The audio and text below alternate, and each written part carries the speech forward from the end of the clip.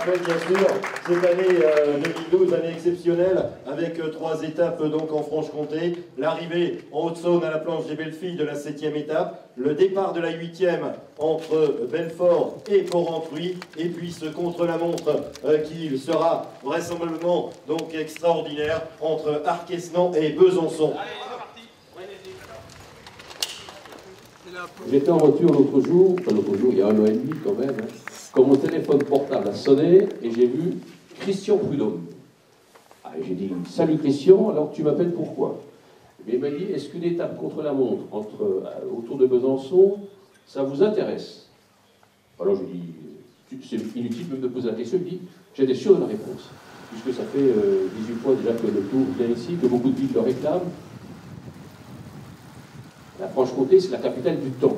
Alors pour moi, il y a 2 étapes mythiques en France. Il y a l'Alpe d'Huez, quand ça monte, et puis le contre-la-montre. Un contre-la-montre, ça ne peut pas être ailleurs que la capitale du temps.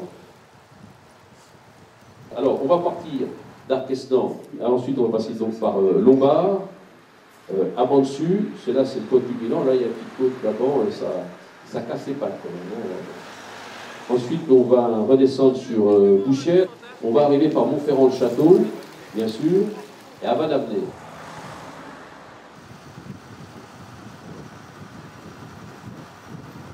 Pour la Franche-Comté, le Doubs de Besançon, cette année, exceptionnellement, vous verrez, il y aura 2 contre-la-montre. C'est assez rare. Voilà.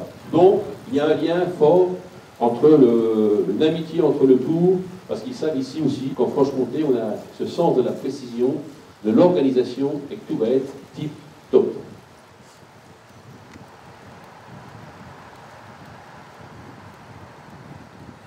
Qui arrive de 8 têtes, les maillots donc bleu foncé du pôle espoir et le maillot bleu et jaune de l'amicale cycliste de Besançon, avec donc nos 4 coureurs du pôle espoir, Solide, L'Envolé, Rémi Ouvert, Guillaume Gauthier, Valentin Queneau, et puis l'amicale cycliste de Besançon avec Stéphane Botrel, avec Quentin Labousse, Gonzalo Gonzalez.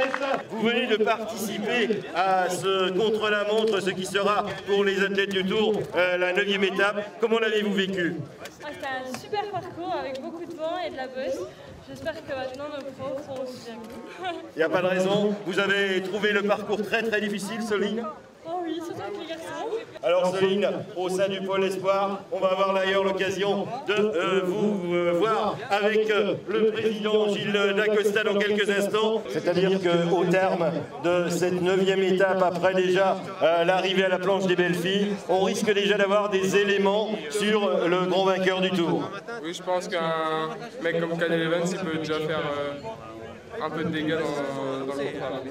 Merci donc à Stéphane. Le Tour de France, avec la Coupe du Monde de foot et les Jeux Olympiques, je crois que ce sont les 3 manifestations les plus regardées dans le monde. Il faut savoir que ces images de Besançon, du Doubs, de la Franche-Comté vont être transmises dans, je crois, plus de 187 pays. Il y aura des milliers de journalistes. C'est donc une fantastique image de la Franche-Comté, du Doubs et de Besançon, d'agglomération, qui va être diffusée dans le monde entier.